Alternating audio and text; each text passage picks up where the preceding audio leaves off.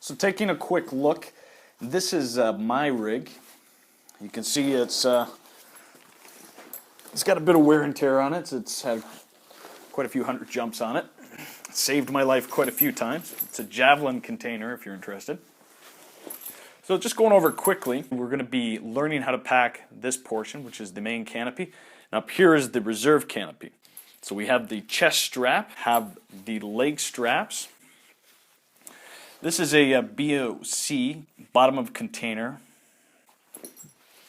This is the cutaway handle, and this is the reserve handle. The reserve closing pin, the main closing pin.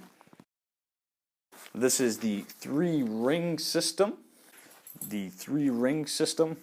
And we also have the A.A.D here. That's short for automatic activation device. And your rig may or may not have an R.S.L, and that's short for reserve static line. So in terms of the chest strap, we want to make sure that it's in good condition, that there's no cuts, frays, or anything sketchy. We want to make sure it's routed correctly. You can check this and verify this by giving the chest strap a little tug. You'll notice I have this little keeper on mine. Now we want to make sure the chest strap is done up correctly. You want to make sure that there's no slippage on the leg straps. You do a nice thorough check on the harness. This is very important. So for the B.O.C, which I mentioned stands for bottom of container, this is where we keep the pilot chute. So if I were to wear this, it would be located just underneath the rig. Upon deployment, I would reach back, grab the pilot chute handle, and throw out the pilot chute. It would catch the relative wind. Out would come the bridle.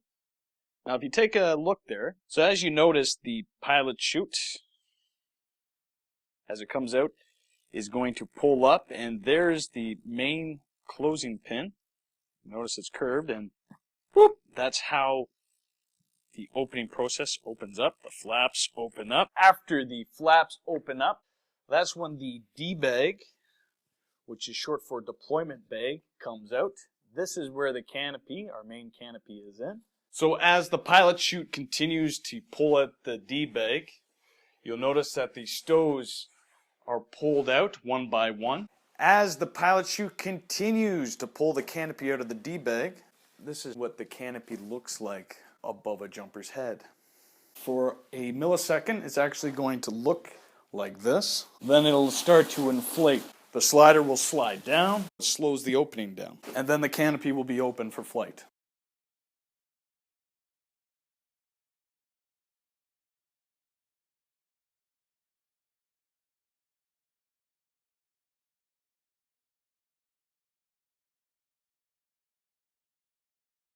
The 3-ring system assembly is held together by the cutaway cable. If I were to pull the cutaway cables, so you'll notice that they're attached to this handle here, I'm actually extracting the cable here that's holding the whole 3-ring system together. Once this cable is removed, I'll just demonstrate here. Bing! The whole 3-ring system now comes into play. This smaller ring will go through this middle ring, and that will go through the larger ring, and tink tink, there goes the main canopy. Kristen here is demonstrating how to perform the cutaway.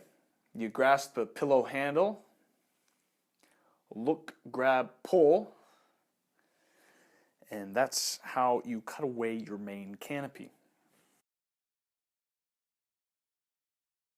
So the reserve handle is a steel cable usually attached to a D-shaped handle. You notice that if I grasp the D handle here, it is actually what pulls the reserve cable.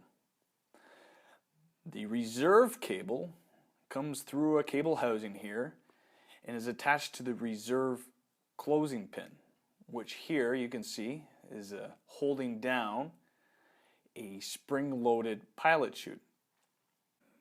To activate the reserve, you want to grasp the reserve handle, pull to full arm extension, and out comes the spring-loaded pilot chute. Here's another look in slow motion. Pilot chute comes out.